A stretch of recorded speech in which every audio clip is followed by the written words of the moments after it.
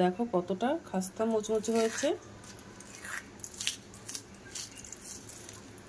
Hello বন্ধুরা, তো আমি আজকে আবার অন্যদিনের মতো নতুন একটা রেসিপি নিয়ে এসেছি। আজকের রেসিপি হচ্ছে চিড়া নিমকি। তো চলো আমি এই রেসিপিটা কিভাবে বানাই তোমরা শেষ পর্যন্ত ভিডিওটা স্কিপ না করে দেখতে থাকো। তো চলো রেসিপিটা শুরু করি। প্রথমে আমি একটা উনানে ফ্রাইং প্যান দিয়ে দিলাম। এবার প্রথমে আমি একটা মশলা বানিয়ে নেব। 1 চামচ ধনে, হাফ চামচ মৌরি, হাফ চামচ জিরা, হাফ চামচ গোলমরিচ। মশলাগুলো সব ভাজা করে নেব।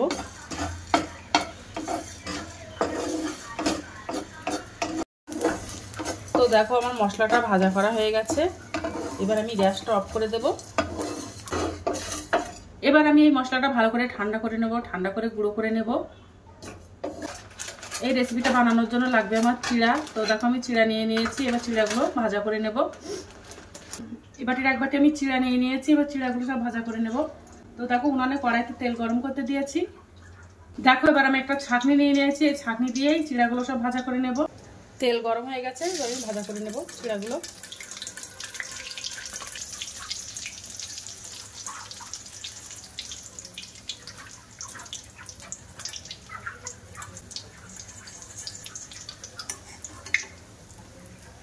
তো বাদ বাকি চিড়াগুলো সব আমি এভাবে ভাজা করে নেব।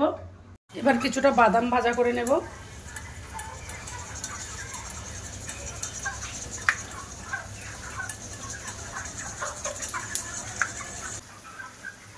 দেখো বাদামগুলো সব ভাজা করা হয়ে গেছে। আর কিছুটা কিশমিশ ভাজা করে নেব।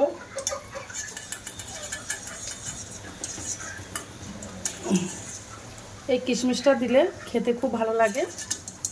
তোমরা চাইলে আর অন্যান্য ড্রাই ফ্রুটসগুলো দিতে পারো। তো আমার কাছে এগুলো আছে, এগুলো দিয়ে দিলাম।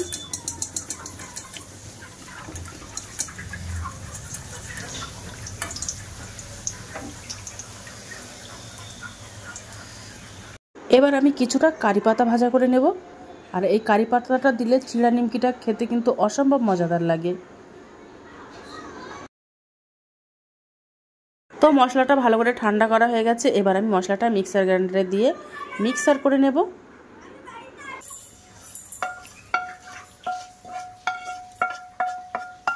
ওর মধ্যে হাফ চামচ লঙ্কার গুঁড়ো দিয়ে দেব, হাফ চামচ বিট লবণ দিয়ে দেব,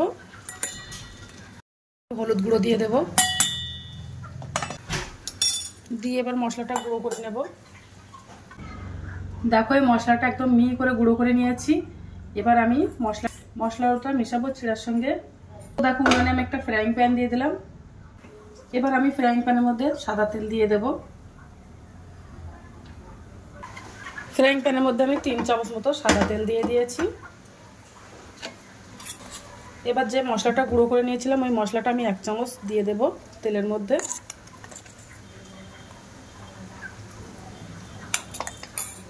এবার মশলাটা আমি হালকা ভাজা করে নেব।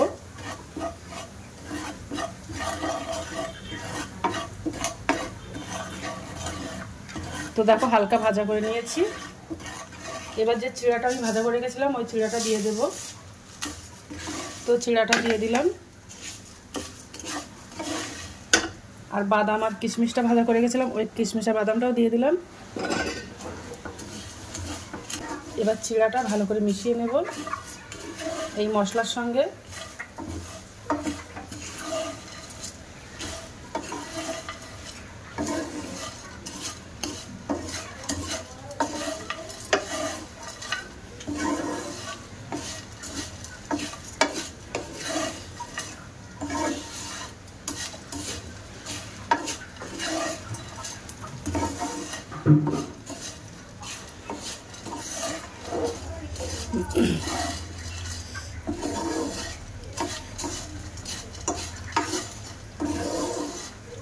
দেখো চিড়া ভাজাটা প্লেটে তুলে নিয়েছি। আর যে কারি পাতাটা ভেজে রেখেছিলাম ওই কারি পাতাটাও দিয়ে দেবো।